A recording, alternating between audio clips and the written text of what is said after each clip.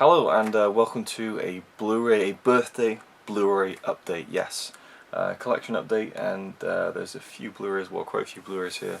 Not too many, you know, nothing mental like I have usually done in the past, but yeah, a fair few titles here. Some massive cinema, some steelbooks, and a few other bits and pieces. So let's crack on. First one I have here, and these are from like birthday money and things like that. We have On the Waterfront, the 20th special edition, Sony Collector's Edition, starring Marlon Brando. Haven't seen it, can't wait to check it out, and that is what you're going to be hearing for the whole of this video. But yeah, really looking forward to this. And again, I went for stuff that are classics that I haven't seen and I really want to see, so that's kind of the theme of this one, is unseen classics. Should call it Unseen Classics Birthday Blu-ray Update, I don't know, something like that. But there you go, On the Waterfront, and I'll stick that up there with the rest of my Sony Collector's slipcovers. Alright, now we have some masters of cinema. First one we have here is now out of print, so if anyone is collecting these, go get it now. Will Success Spoil Rock Hunter? So there you go, this is one of the first. It's spine number 14.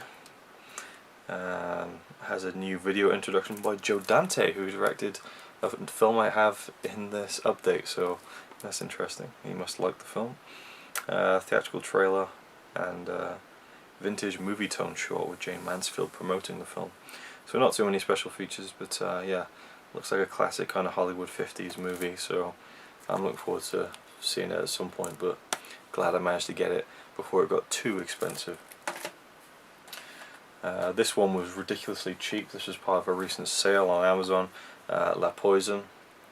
This is about, like, I think £5, £6, something like that. Spine number 48. 62-minute documentary from 2010 that explores the film, and 24-page booklet. So there you go. It is obviously a French film, and it's from 1951. Another 50s film. This one I've wanted to own and see for a very long time. It's a good old Japanese film, spine number 13 in the collection, The Burmese Harp.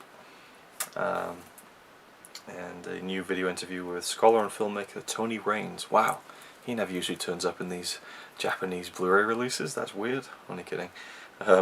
He's in all of them. The expert Tony Raines himself. But yeah, I've read the synopsis of this and I just can't wait to see it. 56, so that's a good sign. You know, 50s Japanese cinema is almost always incredible.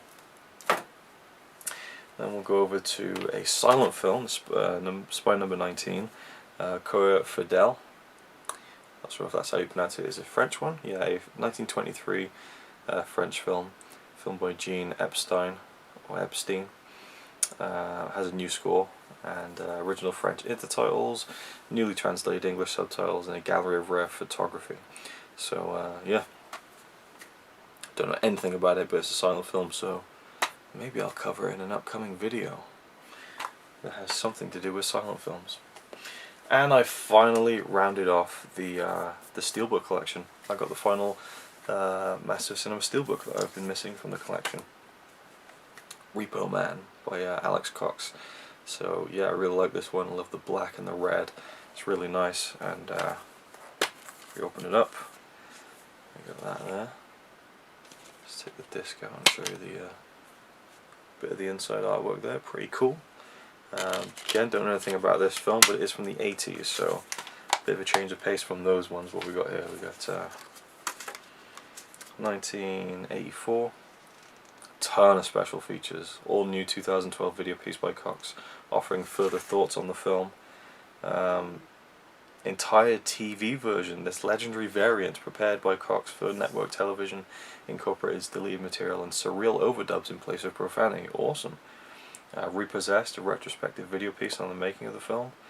Features some of the actors and the producer and the director. A roundtable viewing of deleted scenes from the film with Cox. Very interesting. Okay. An extended interview with legendary actor Harry Dean Stanton. Wow, this is a stacked release. Awesome. So there we go, Repo Man. And I now have all of the steelbooks, which is really, really cool. Next one is spine number 67, Van Gogh, a Maurice Pialat film. It's about, I think, the last years of Van Gogh, I'm not too sure. One of the greatest films by one of the finest directors of the second half of the 20th century. Representing an ambitious and crowning achievement in its portrayal of the master painter's final weeks of his life, almost exactly 100 years later. So yeah, interesting. Short early documentary about the painter by the same director of the film. 50-minute video interview with the director from 1992. All sorts of good stuff, deleted scenes, original theatrical trailer. Looking forward to checking that one out. And now I'm going to say something bad about Eureka Masters of Cinema. Unbelievable. But I have to, because I just have to call bullshit when I see it. We have Showa. Showa and 4 films after Showa by Cloud Landsman. We have Showa, A Visitor from the Living, Sobibor, October 14th, 1943, 4 p.m, The Kartsky Report, and The Last of the Unjust. 5 films that make up spine numbers 100, 101, 2, 3, and 4. Great box set, you know, really nice artwork on the front. You got, you know, all the information on the back and all the special features on the back. Actually, there's no special features. It's just a lot of films. I mean, Showa itself is almost a 10-hour film. You know, you got 1,006 minutes in total here, 4 Blu-ray set, and you have a 300-page book right here. Let's have a look. Let's take out the Blu-ray cases, and here's the book, which is just, you know, stacked with stuff. So yeah, nice thick 300-page book. Now let's look at the films themselves. Here's Showa.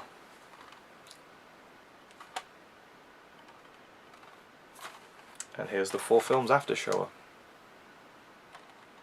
I mean, it's the most uninspired artwork of an Amore case I've ever seen in my life. And you open it up, and there's nothing on the inside. Not even chapter listings.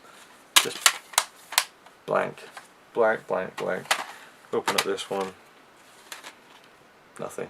Now I know that it's documentaries that deal with very harsh subject matter, so maybe you want to be respectful, but you know, I just feel like they could have done so much more with this release. I mean, you've got lots of great, you know, images in here, you know. You can use one of these on the front cover of the Amores, you know. I mean, I just didn't understand it. It's just, all they've done is just taken a font and just put the titles on the front, and then a colour. That's it. You know, it literally probably took, you know, 20 minutes, not even that, but like 5 minutes for both of these. You know, don't understand it. I mean, I'm sure the films are going to be great and I'm going to enjoy them for what they are, but I'm so disappointed to open this box set up, and especially considering how pricey it is, and just to see no artwork on the Amores. Real disappointing, but I can't wait to see and check out the films, I should say. Next we have a BFI Blu-ray as Lon Chaney and the Phantom of the Opera, the silent film from 1925. Has 2 different versions, including the 1929 sound reissue version, I believe. Oh no, it doesn't include that. It has Reel 5 from the lost 1929 sound reissue. 12 minutes, the only surviving element, which was recently discovered, so that's pretty cool. It has like some deleted scenes. It has a feature-length documentary about Lon Chaney, A Man of a Thousand Faces from 2000 on the DVD. And yeah, it has the original 1925 version, so I've got a nice booklet and 3 discs, I think 1 Blu-ray and 2 DVDs, so very cool. And yeah, maybe this will be featured in an upcoming video about silent films. And yeah, as I was saying, Joe Dante, who does an introduction on the Repo Man Blu-ray, is the director of this, Gremlins, the Diamond Lux edition. Really wanted a special edition for this film, finally got it.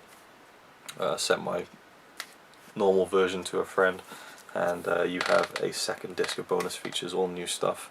From Gizmo to Gremlins, Creating the Creatures, 2 motion comics from the 1984 Gremlin books, another featurette, so awesome stuff. Huge fan of Gremlins. Looking forward to the new special features, but I haven't really delved into the original special features. I know there's 2 commentaries and all that stuff, so really excited to own this finally. That's pretty cool. And after all the kind of world cinema classics, I thought, do you know what? I need to see some bona fide, just like Hollywood epics that I've never seen before. And it started when I was up in in London, in Bromley to be specific. I went to a shop called Head with my friend Dan, which is kind of an independent kind of music film store, and they had 3 of the Warner Brothers classic steelbooks that came out in 2013. 2 of them which are widely available, and they were dirt cheap. Dirt cheap. I mean, the cellophane was slightly ripped on them, but they were fine otherwise. Dirt cheap. £5 for one of them, £6 for another. I was like, what? And the first one was £6. Well, I'll talk you through as I get to them, but I have 6 here, and here's the first one. It is Al Jolson, the jazz singer. Can't really get this up on. There you go. Beautiful steelbook, and this is a very important film. This is, I think, the first sound film, or at least the benchmark of sound films that came out in the late 20s. Gorgeous steelbook, a turning point in the history of cinema. Got some inside artwork there as well. Cannot wait to see this. And yeah, Dan got this for me for my birthday, so thanks again, man. But if you're watching this, but yeah, can't wait to check it out. Absolute classic. And then we move over to this one, which is £5. I can believe it, and I've been eyeing it for years. Grand Hotel, which is a film from the 30s, and again, great back artwork. Got some nice inside artwork as well. I've seen none of these, by the way, so I can't really comment too much, but there you go.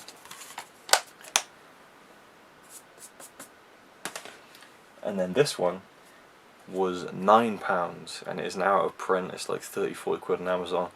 Gone with the Wind. Oh yeah, I love this front artwork, mainly because they kind of ripped it off with Empire Strikes Back, but it just looks gorgeous, really does. And you got this on the back. Again, one of those kind of undisputed classics that I can't wait to finally check out for myself. And then we have, this is a gorgeous steelbook, Casablanca. Oh yeah, go for all the heavy hitting classics. Beautiful. I mean, I love how it's kind of like original poster artwork on the front, with all like a Hal B. Wallace production, directed by Michael Curtis. That kind of stuff. The back is brilliant. Love that. And then the inside is pretty damn cool too. And this one I'm going to watch tomorrow with my mum, and I cannot wait. And this is one of the nicest steelbooks I've ever seen. It is Ben-Hur. Gorgeous steelbook, absolutely stunning. Gold front there, incredible. And then you got brilliant artwork on the back. Charlton Heston there. And you open it up and you just got beautiful artwork on the inside, and both discs that make up the film because it's so long. Fantastic edition. Again, this was only about £10 through Amazon. And then finally this one, which is probably the one I'm least interested in, but I thought I'd go for it anyway. Dr. Zhivago. Now, just the quality of the print of the title looks really like low quality, like if you printed something out of a low resolution, I thought at first it was a bootleg maybe, but it has all the official stuff, and the back artwork is great, So I don't know whether they just had a low quality file for the front poster here or something. I'm not too sure, but the main stuff looks good, Like that, it's fine, but if you look quite close, it looks a bit weird. And then you open it up and you got some nice artwork there. Of course, a David Lean film, and I have Lawrence of Arabia. Still haven't watched that, so I might have a massive double bill of David Lean epic lists. I don't know. But what I really love as well about these is that they all have the same font on the spine, and it's a real classy font. So if you line them all up, I just think it looks really cool. Yeah. So Dr. Zhivago, Ben-Hur, Casablanca, Gone with the Wind, Grand Hotel, and The Jazz Singer. Awesome. I love these steelbooks. There are some more in this range. There's North by Northwest. I'd love to have that. A Streetcar Named Desire, which I believe is now out of print, unfortunately, so it's hard to get. There is The Treasure of Sierra Madre, also out of print, which is a shame. The Maltese Falcon, which I love that film, and the steelbook is gorgeous, but again out of print, unfortunately. There might be another one, but yeah, anyway, awesome steelbooks, and that is my Blu-ray update for my birthday, so I hope you've enjoyed. There is one more thing I've got, but you'll see a lot of that in a future video, so I won't show it now. Yeah, I think that's it really. Nothing else I picked up over my birthday. So I mean, I've picked some of these up over the past couple of weeks while I was selling a lot of my collection, but A couple of them did come from birthday money I ordered at the last minute before I'm going back to Norway. So thank you very much for watching. Hope you enjoyed. Thank you to all my Patreon supporters. I'm going to have a Patreon update very soon, as we're now in kind of the second month, or the third month I should say, of my Patreon, would you call it a campaign? I don't know, it seems a bit weird to call it that, but yeah, we're in the third month of that now, so I need to address a few things. I'll do that next week. But yeah, thank you to my highest, supporting patrons, and everyone who supports me on Patreon is much appreciated. And suffice to say, in a nutshell, I now have a new hard drive, which I was sorely needing, and you'll be seeing the benefits of that very soon, because I've recorded a shit ton of videos. So yeah, there's a lot to come. I had about a month break, feeling good about coming back to YouTube now. And yeah, thank you everyone who wished me a happy birthday on my Facebook page. Thank you to the very kind viewer who sent me Kiki's delivery service, and Laputa Castle in the Sky, which I probably should have included in this video, but the last video on my channel is me just showing them, so I figured I may as well just leave them out. But yeah, that's it for now. Thanks for watching, and I'll see you with the next video. Really nice guy, he looks after his friends, he only chucks them about the place a couple of times on the weekend. Yeah, he's alright by me, apart from the fact he throws cans of Carlin into a tree. Yeah, he's really cool.